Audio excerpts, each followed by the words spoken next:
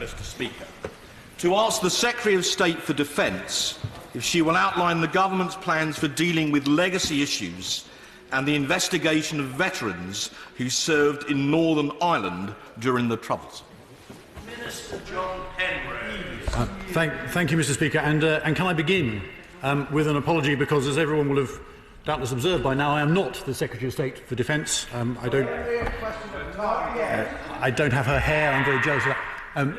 But I just wanted to explain that the reason why there's been some toing and froing since the terms of the UQ were first became clear in the course of the last hour, and the reason why I'm here is because we have concluded, at least for the moment, that it would be better to try and respond to my honourable friend's comments about soldiers serving in Northern Ireland, and obviously the Northern Ireland Office addresses that directly, particularly because the rules were different when soldiers were serving in Northern Ireland. They were there in support of the police, in support of civil powers, and those are different. Obviously, it's a different legal basis than if they are fighting abroad under other kinds of conflict. And therefore, I will endeavour to be as helpful as I can to my honourable friend about this. If he has any remaining questions which he wants to address, I'm very happy to follow them through with him later on. But let me at least try and address the burden of his urgent question right here as it's asked.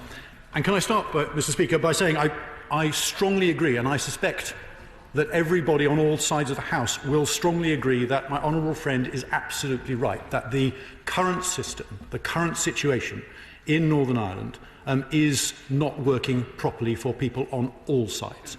It is clearly unsupportable and it is unfair in many, many ways. So whether you are a former soldier or a former police officer, perhaps now in your 70s, who is worried about being pursued through the courts for events that happened 30 or 40 years ago, that is a constant worry to you and to your family and to your friends. But equally, if you are a member of a family of a victim of Republican terrorists, where the perpetrators were never brought to justice, there is a great feeling of worry, concern, and a difficulty in moving on all sides of the community in Northern Ireland, which my honourable friend is absolutely right, has to be addressed. And that is why, Mr. Speaker, not just the government, but also I think I'm right in saying that parties on all sides of this House and right the way across Northern Ireland believe that a new approach is absolutely vital to put this right. And that's why the original Stormont House agreement was announced some years ago now, and why most recently we have been running a consultation on views about how that could be taken forward. There were over 17,000 responses to that consultation, Mr. Speaker, which I think shows both the depth and the breadth and the intensity of concern about the current situation. We have almost, or pretty much have finished, going through those returns to the consultation, and some trends are starting to emerge. We will, of course, bring those to the House as soon as we decently and responsibly can. But I think that one thing is clear to everybody, which is this, that everyone agrees on the aim.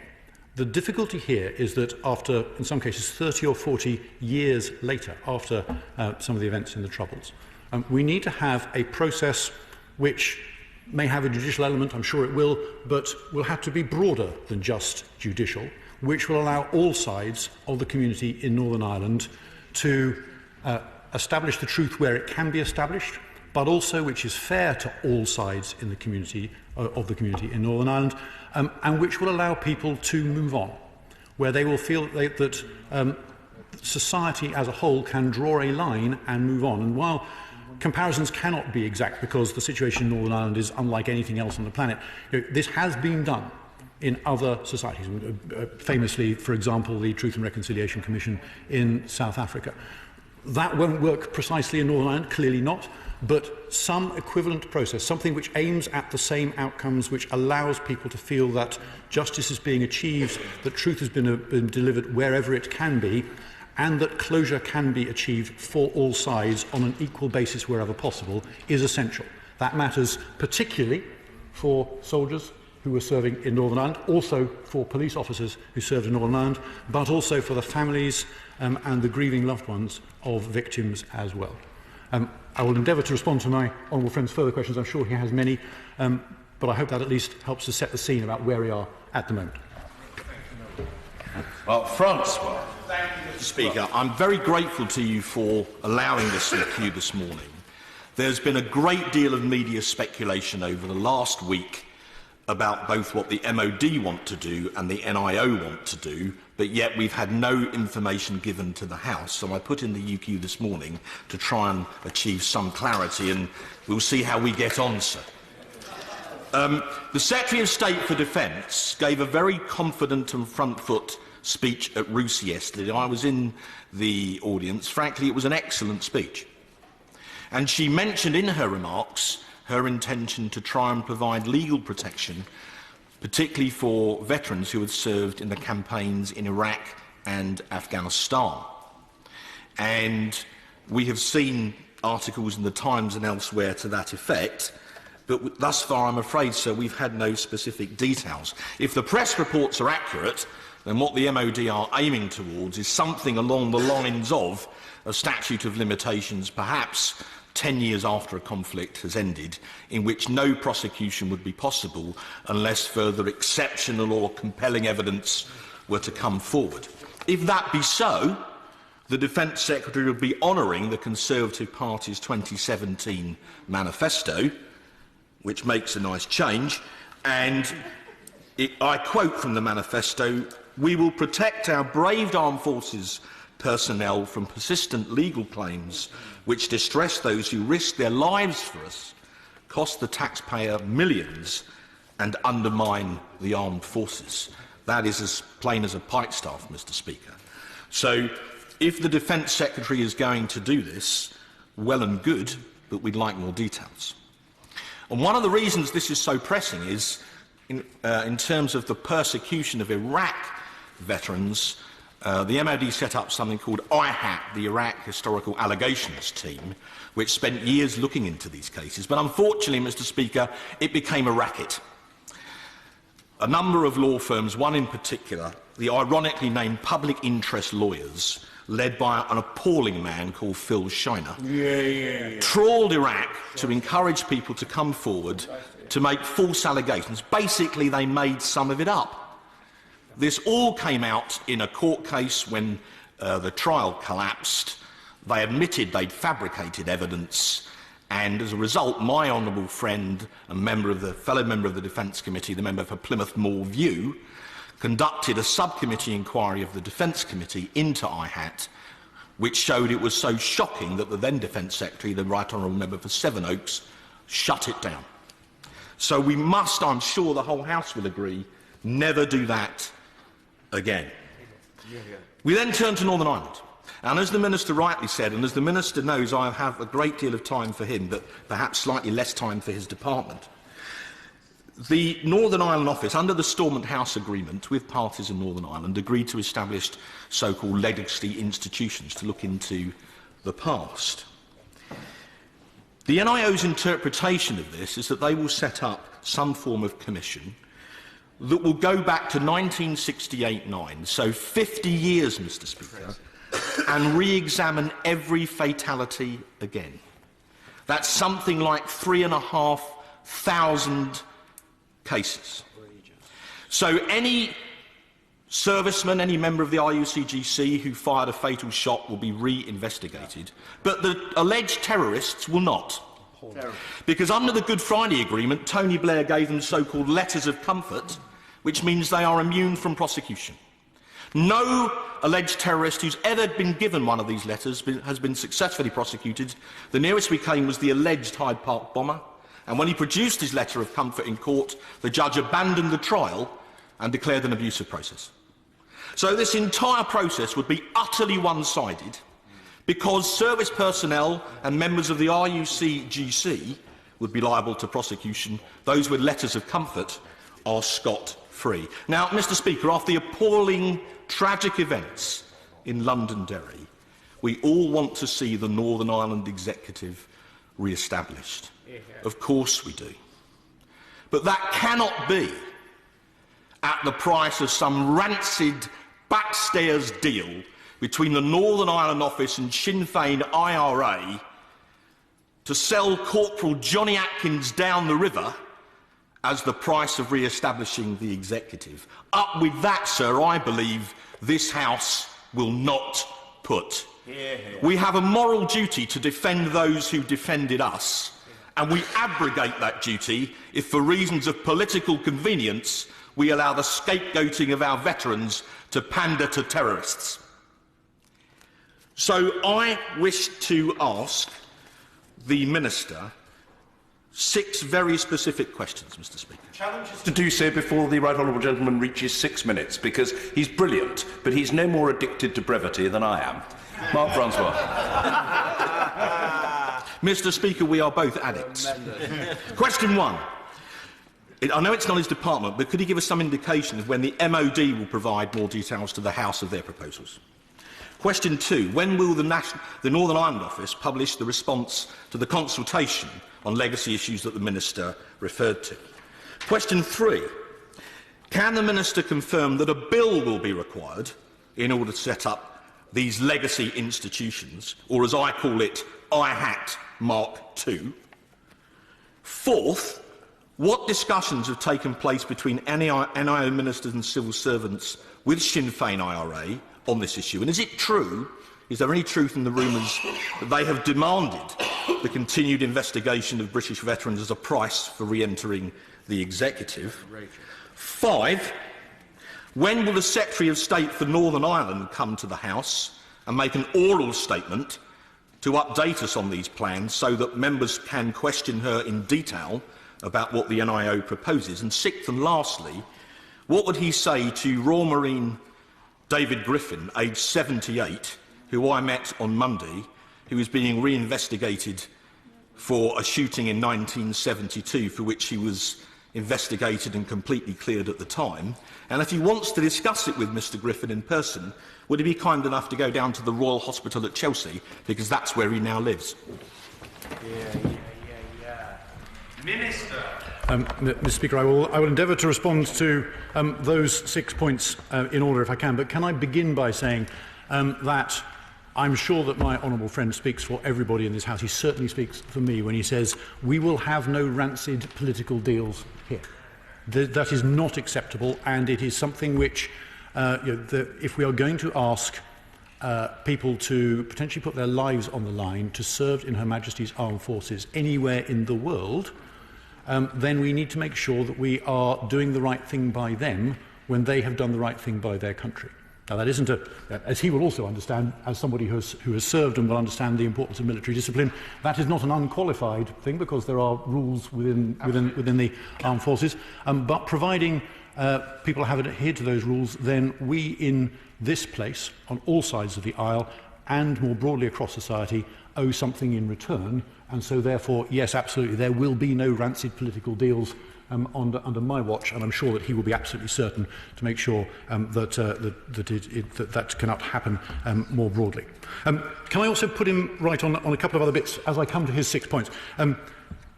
His point about whether or not the Secretary of State announced a statute of limitations or intention to move towards one.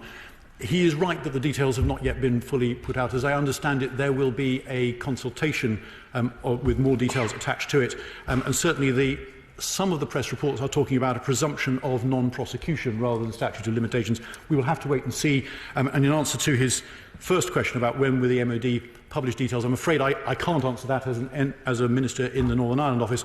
I would imagine that they will want to move forward with that fairly briskly, but I'm afraid he will have to ask that either privately or at the next defence questions in order to get a categoric answer to it. On Monday, exactly.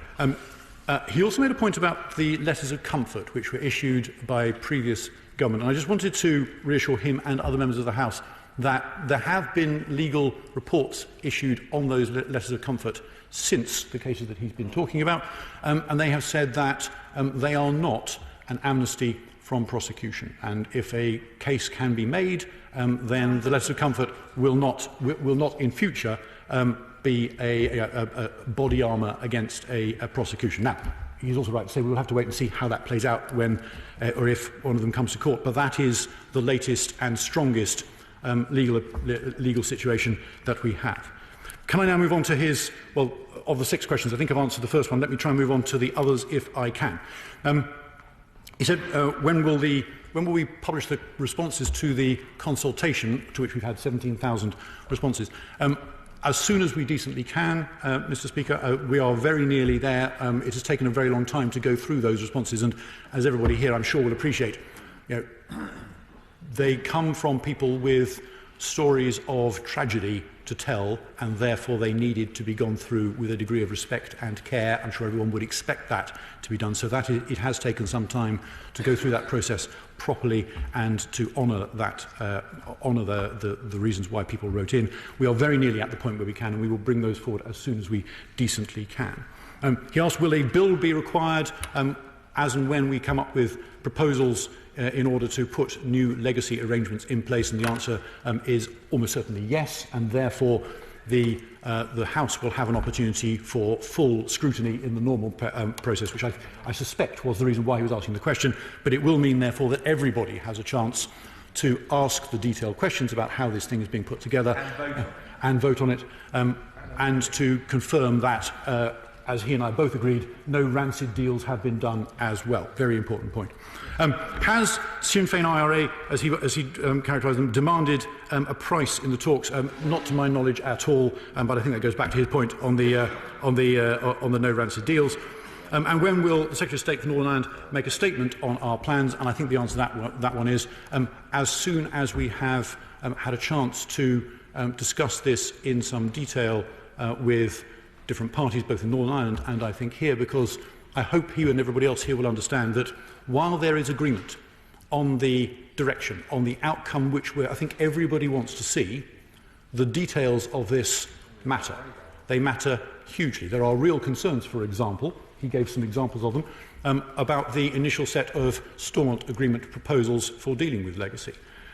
There are many other examples he could have given about other concerns around that, and we have to deal with those and come up with proposals which work in detail and have acceptance from all sides of the community in Northern Ireland. And I think it is worth our time, I think it's worth everybody's while, to take a little bit of extra time now to get those details right and to come up with a process which everyone can live with, to do the detailed design work, the pre-legislative scrutiny, if you like, in order to get that essential work right. So as soon, I think, as we decently can, but I hope people understand that this is something which, because of the sensitivities, because of the precision which will be required in order to come up with something which, after decades, will stand the test of time and of warring views within Northern Irish society, has to be robust and therefore has to be considered with enormous care in the way that it is put together.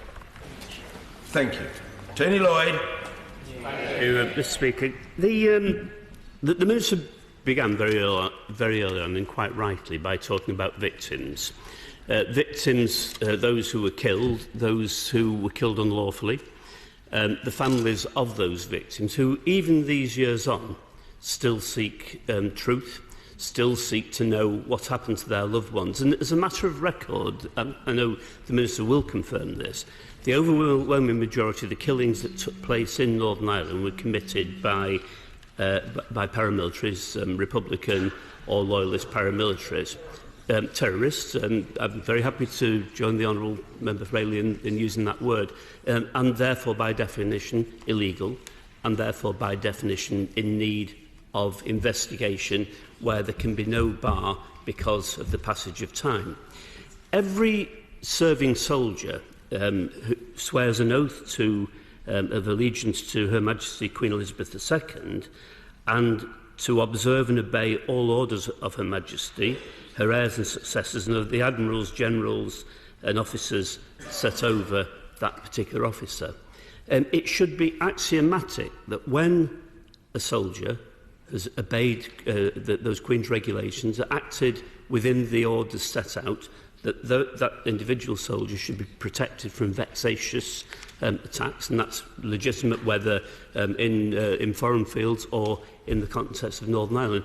But, Mr. Speaker, I've got to say to the Minister, and I'm not sure he wants to disagree with me on this anyway, I've got to say to him that it is very hard for me to recognise that when a soldier has broken that solemn oath of allegiance to the Queen, the solemn oath to uphold our laws, and wilfully breaks that, leading in the death of individuals, that is something that should be put beyond time for investigation.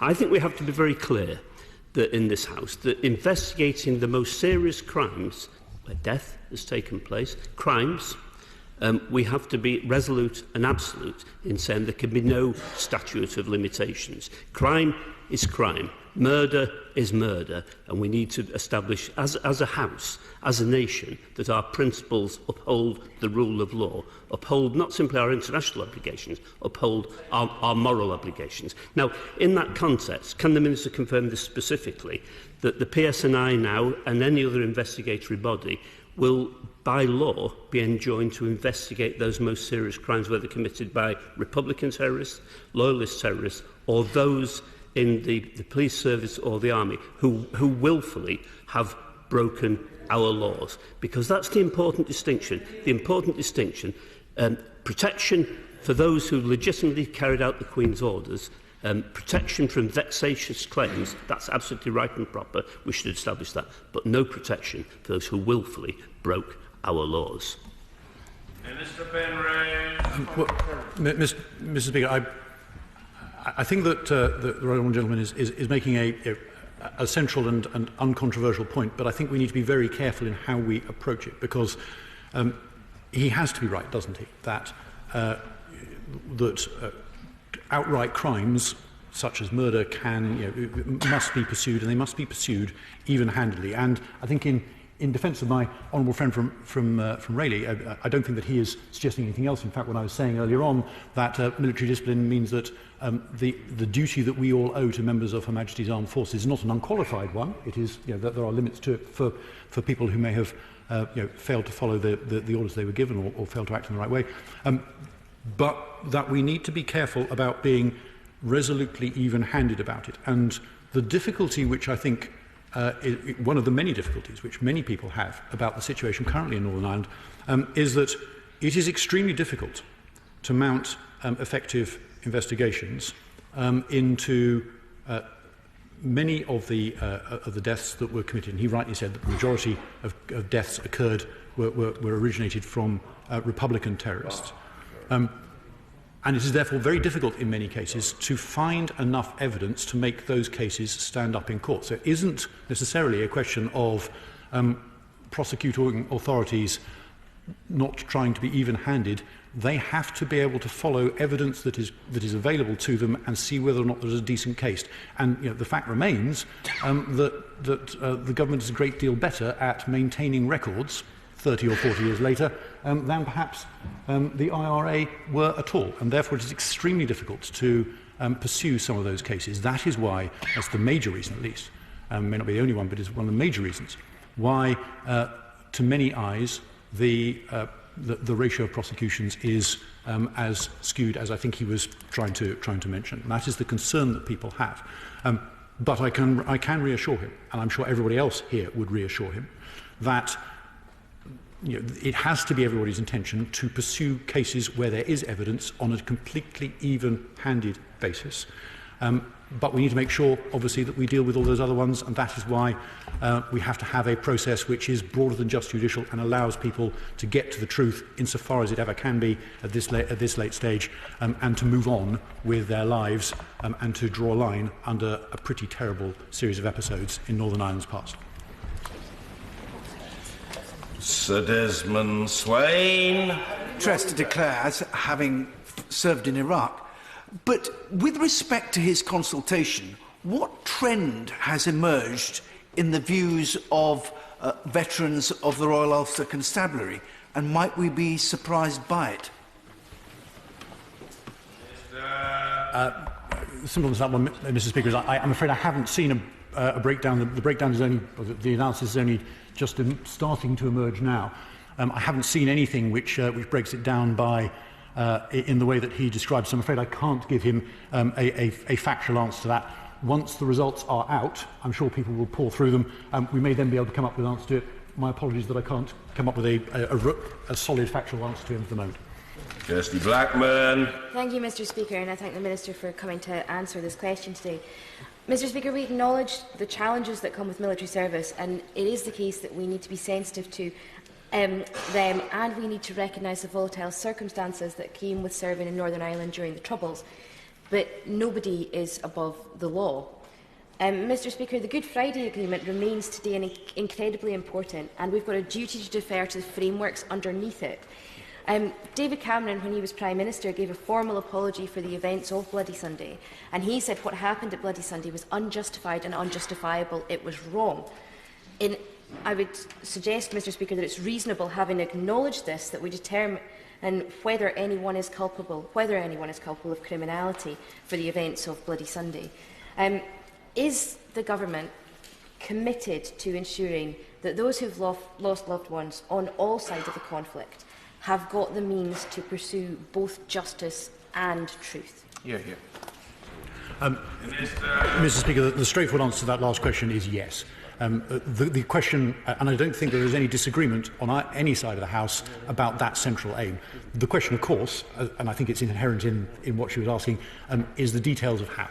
And so, therefore, once we've got a chance to reveal to or announce to the House what the results of the consultation will be, we then need to start work on the detailed reactions to that consultation in order to formulate a bill which will be acceptable to deliver what we're all talking about in a way which works for all sides of the community in Northern Ireland. And on the point about Bloody Sunday cases, she will be aware, of course, that the Director of Public Prosecutions has recently announced that, having reviewed all the various different cases there, all but one of them will not be taken forward. There is not enough evidence, and therefore for any sort of reasonable prospect of a prosecution, and therefore all but one of them have been therefore withdrawn. Bob Stewart. Thank you, Mr Speaker. I completed 7 tours in Northern Ireland, all with the infantry or associated units. I lost many men, and I was involved in fatality shootings. I was investigated, along with others.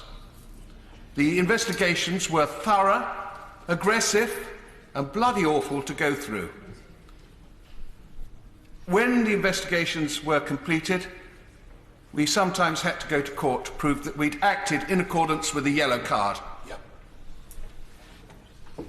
I told 2 soldiers in 1978 who were with me that because they'd been to court and been proved innocent and acted within the law, they would never ever be asked to do such a thing again.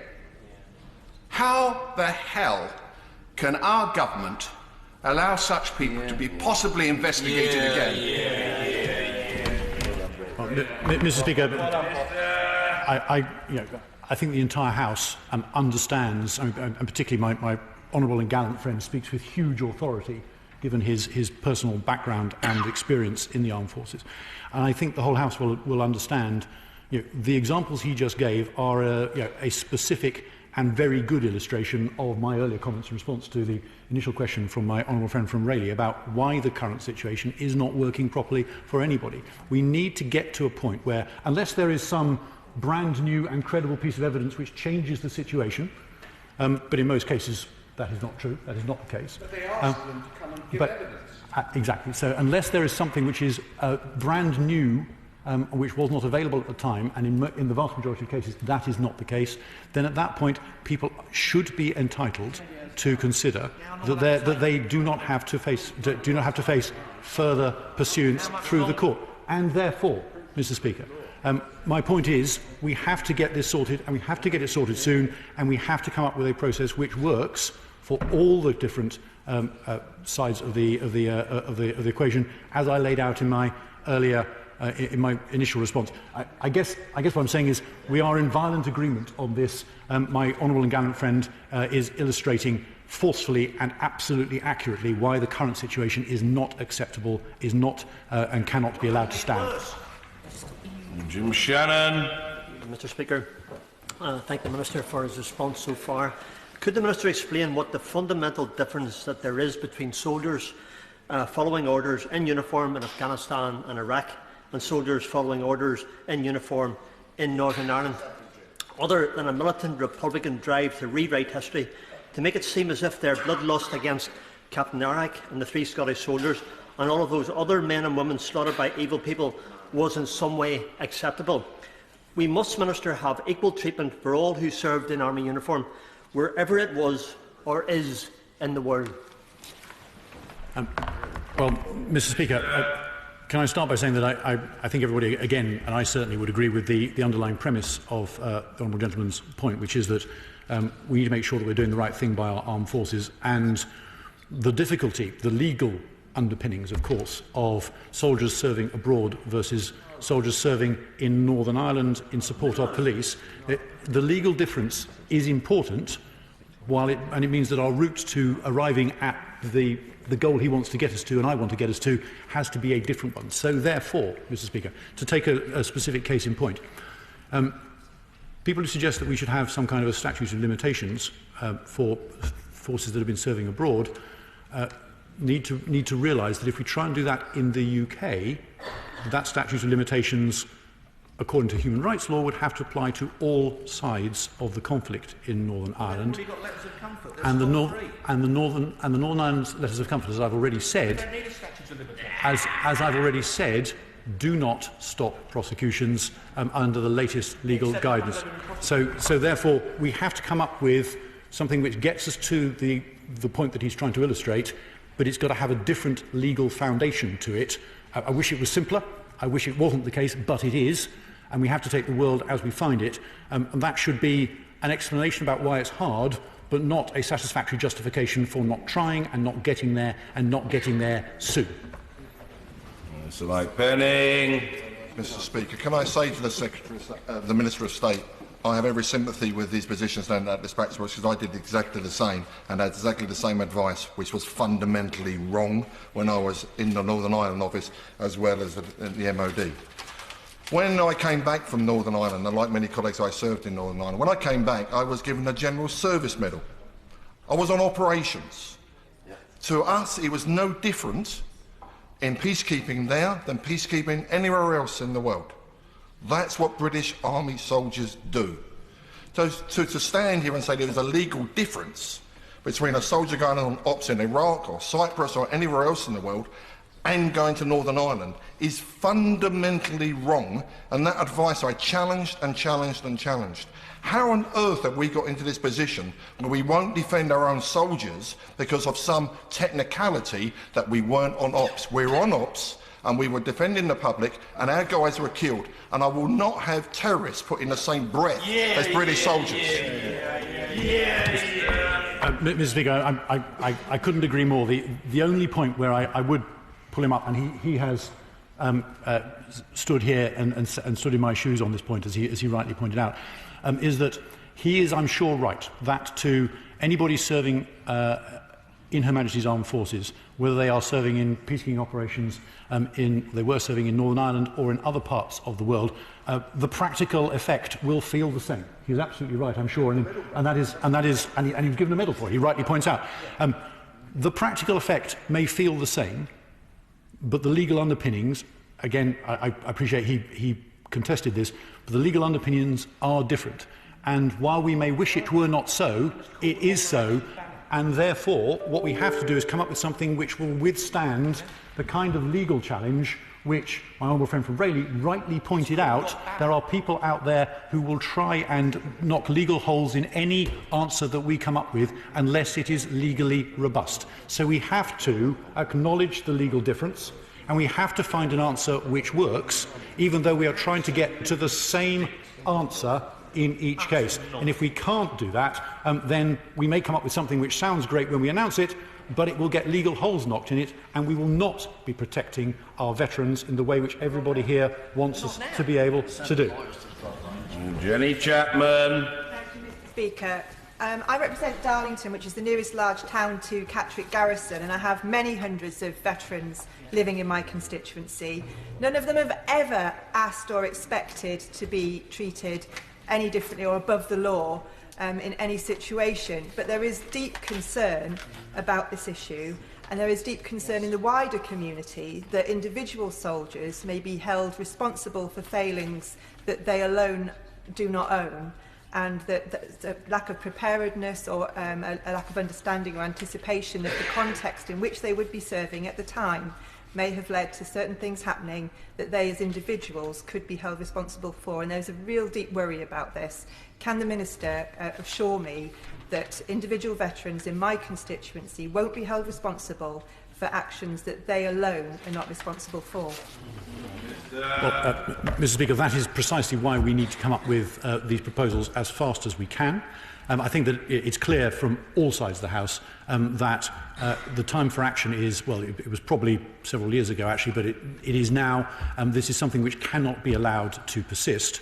And the example she gave is only one of a whole spectrum of different concerns, depending on which part of the community you talk to in Northern Ireland and who you talk to in the UK. But it is absolutely valid, and we cannot allow this to continue. We will come back to this as soon as it is decent to do so. And I mean by decent, I mean so we've got a chance of actually getting something that is practically going to work, rather than something which just sounds good in a soundbite. We need to make sure this thing works under legal challenge.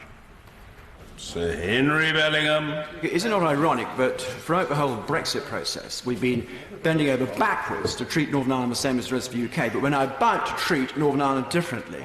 Now, I understand the sensitivities of the Good Friday Agreement and the Stormont House Agreement, but surely, with robust and strong leadership, this can be sorted out. And can I put it to the Minister, no other country in the world would treat their veterans in this way. Right. And the Minister goes on about taking more time and going through this and that. All this time, veterans, including in my constituency, are suffering.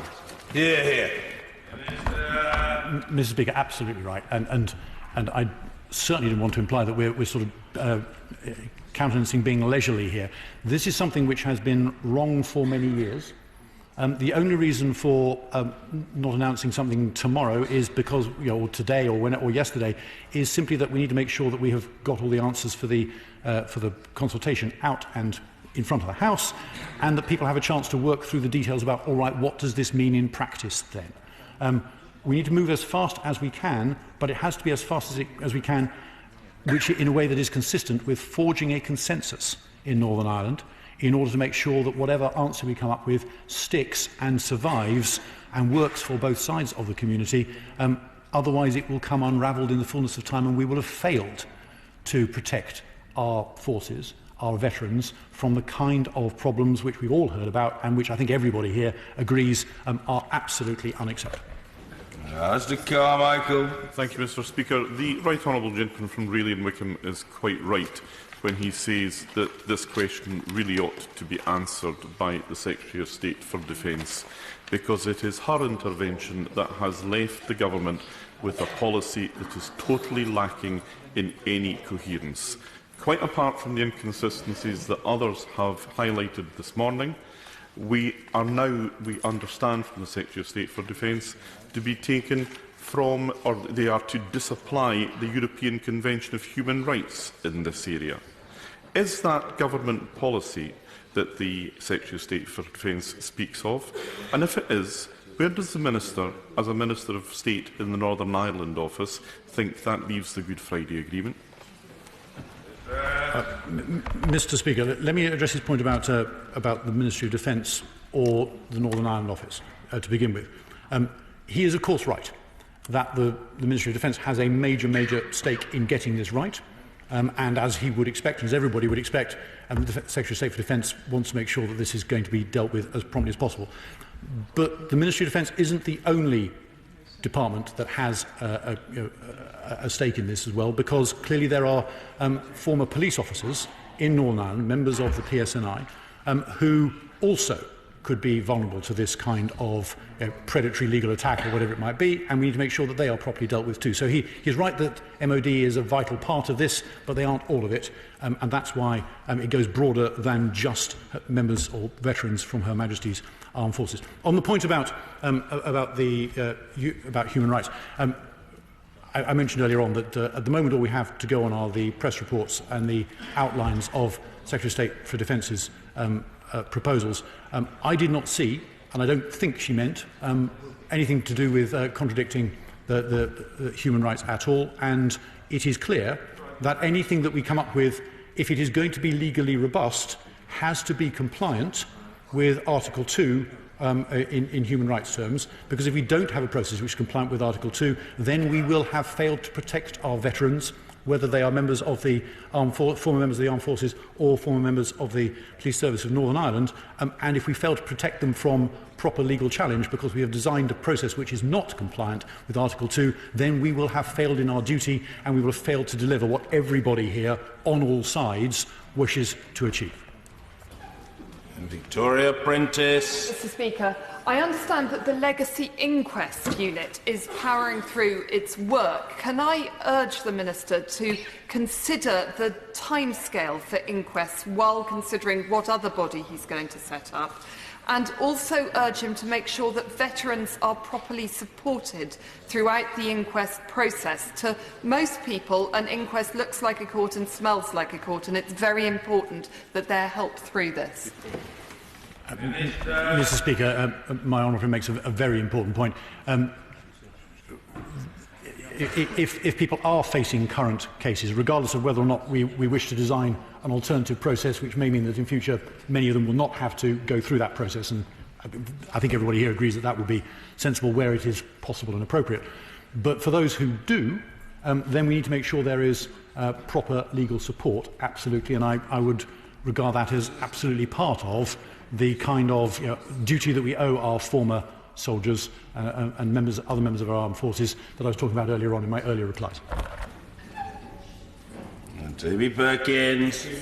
Speaker, the Minister is talking about as though this is something that has landed on him from a clear blue sky without any expectation that it might arrive. But actually, we're talking about events that happened 40 years ago, and much of this could have been predictable. Will the Minister confirm that, whilst of course we want to see those malicious cases dismissed, confirm exactly what his policy is in terms of cases which may have some legitimacy but which have already been tried and we would expect soldiers to be treated fairly within? Well, Mr. Speaker, I can reassure him that this is not an issue which has landed on anybody's desk in the Northern Ireland office out of the clear blue sky. It is something which has been taking up a very large proportion of everybody's care and attention.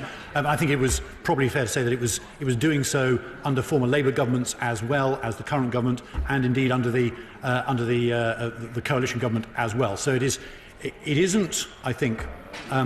Well, it certainly isn't a new problem, and it is something which clearly has defeated successive attempts to solve it, which is why we have to proceed with care, but as fast as possible with care. In regards to people who have already faced cases, then clearly we need to make sure that they are treated fairly within the law. I'm afraid, bearing in mind the Speaker's Mr. Speaker's earlier strictures, I probably shouldn't comment on individual cases, but I'm sure everybody here would sign up to the notion that, yes, clearly everyone should be treated fairly within the law.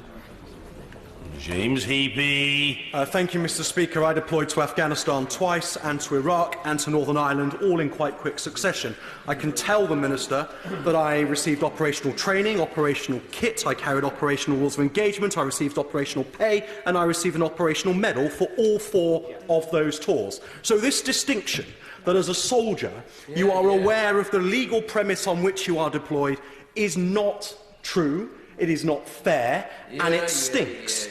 Troops do not get to choose whether they deploy on an operational tour because of the legal underpinning that the government has chosen, and it is unreasonable to assert that now. We must limit their liability immediately. Mr. Speaker, I completely agree, and I was trying to make this point, but let me sort of have another crack at it in response to a couple of the earlier points as well. The practical impact for members of Her Majesty's Armed Forces serving on the ground, no matter where they are, if they're on similar kinds of operation, the practical effect and the feel of those operations will be the same. My honourable friend, my parliamentary neighbour in Somerset, is absolutely right to make that point. And it is not an acceptable justification for inaction for any government to say, therefore, the legal basis is different and therefore we can't solve this. All I'm saying is that the legal solution has to be different because the legal basis is different, even though soldiers may not care or worry about it. Because if we don't take that legal basis difference into account, then the answer we come up with will not work in protecting them. And we want to protect them properly, we want to protect them successfully, and if we don't do that, then the first malicious prosecution that is mounted in a court and knocks a hole in it will show that our efforts have been in vain. So he's absolutely right. This is an explanation about why it's different. It is not a justification for not acting, and nor is it a justification for not succeeding in coming up with an identical outcome, even though it's got to be based on different legal foundations. And Christian Matheson. Chester is a proud garrison city, and I'm proud to represent many ex-services and serving service families, and many of those have raised their concerns with me. The concerns generally twofold. First, that these prosecutions or investigations seem to be arbitrary fishing investigations, and I say that investigations are just as stressful as prosecutions. And secondly, the right honourable gentleman from Rayleigh and Wickford talked about rancid deals. Of course there was a deal. Of course, when the Good Friday Agreement took place, of course a deal had to take place. But my constituents' concern is clear. That deal should be applied equally and fairly to all sides. Mr. Speaker, equally and fairly to all sides has got to be our watchwords for the outcome of publishing the results of the consultation and the process of coming up with a bill which works. It's got to be equal and fair to both sides, otherwise it will not endure, otherwise it will not work, otherwise it will not protect our forces in the way that we all want to see it done. Mr. Douglas Ross.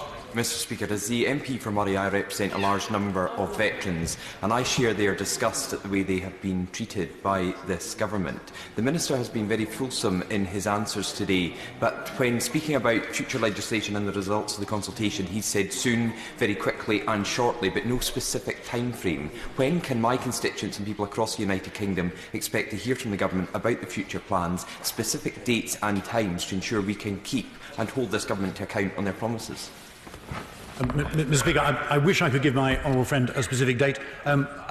We are trying to get through this as fast as we can. I hope people understand why, with 17,000 responses, as I mentioned earlier on, each one telling a story of personal tragedy, we needed to make sure we were honouring the sense in which those were provided. But having worked through that, we need to move at pace, and we will endeavour to do so. I can't give him a precise date today. But I will undertake absolutely to take back to the department the very, very clear message from today, which is we need to get on with this, we need to move as fast as we can, but we need to make sure that we are proceeding in a way which is going to endure and come up with a robust answer, which, as we've just heard, is fair and equal for all sides. Justin Madden. Thank you, Mr. Speaker. Like all the members in here, I have veterans in my constituency who are very angry at the way this has been handled, and they're extremely concerned about issues being dredged up from 20, 30, 40 years ago in what they would consider to be an unfair manner. Obviously, there's been a lot of press speculation on this in recent days, and I have to say some mixed messages from the government, which has only increased the anxiety that many veterans feel. So what I want to ask the Minister, does he understand the concern that this is causing and the need for clarity and certainty and the need for this to be done as quickly as possible? Right, Mr. Speaker, yes, yes, and emphatically yes. Well done. Mr. Philip Holloway. We're blessed in the borough of Kettering for having many veterans who served in Northern Ireland who are outraged at this process. And we have, on the one hand, a previous Labour government which has issued letters of comfort to known terrorists, and now a Conservative government effectively threatening prosecution to veterans, many of whom have faced court cases before. The Minister says he's had legal advice from the Northern Ireland office. Can he reassure the House that he's challenging that advice, not simply accepting it? And he said that Sinn Féin aren't pressing for these cases to be examined. He said he had no knowledge of that. Can he confirm 100% that Sinn Féin are not pressing for these veterans to be prosecuted as a condition of setting up the new Northern Ireland Executive? Mr. Speaker, I'm not in that part of the talk, so as a matter of fact, I wouldn't be able to tell him one way or another. But what I can tell him, and this comes back to my earlier answer to my honourable friend from Rayleigh, is that rancid deals should have no part in how we treat our veterans in any case. Simon Hall. Mr. Speaker, can I tell my honourable friend that the best way for wounds to heal is to stop picking at the scabs? And we have to stop treating Northern Ireland as other. Military, police and civilians will have far greater confidence only when the rules apply globally. I see no merit in perpetrating the otherness of Northern Ireland, and the rules should apply for our military, police and civilians, whether it's in Basra or in Belfast. The status of the unbalanced letters of comfort need to be reviewed and clarified as they distort the arguments. The balance of the scales of justice needs to be able to balance. These letters distort it beyond all chance of that happening.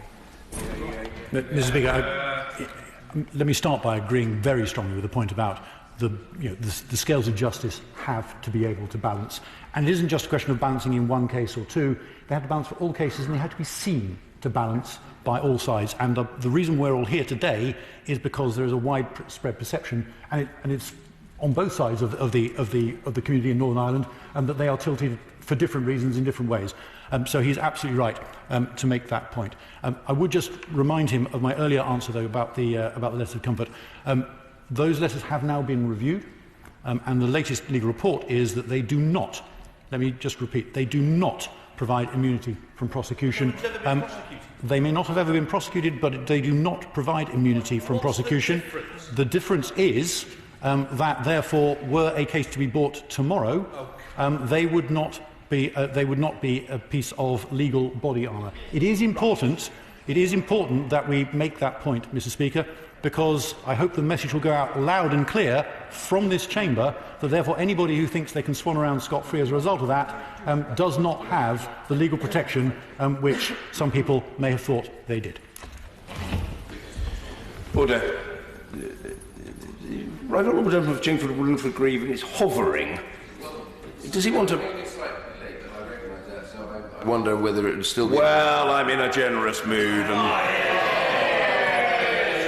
in recognition both of the Right Honourable Gentleman's military background and of his former leadership of his party, I think the House should indulge him.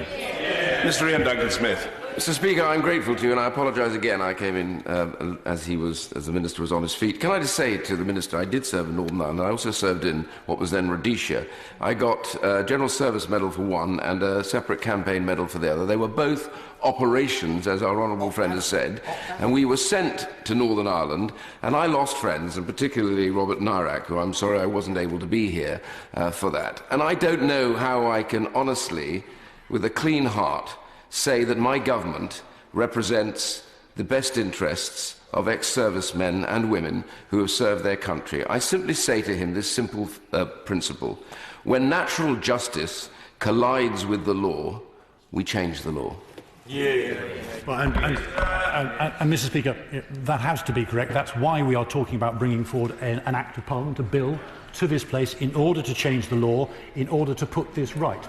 And he is also right to say, and I think he's echoing the point made by my parliamentary neighbour, the MP for Wells, that to soldiers serving, if they get campaign medals or operation medals or whatever it may be, it feels the same whether or not the legal underpinnings for the operation that they are serving in are different. And therefore, we have to come up with a bill and then an Act of Parliament which ensures that the protections are the same, even if it is arrived at through a different legal route. But either way, it has to be, absolutely, essentially has to be robust in the event of legal challenge. Otherwise, we will have failed in our duty to look after our veterans, no matter where they will have served.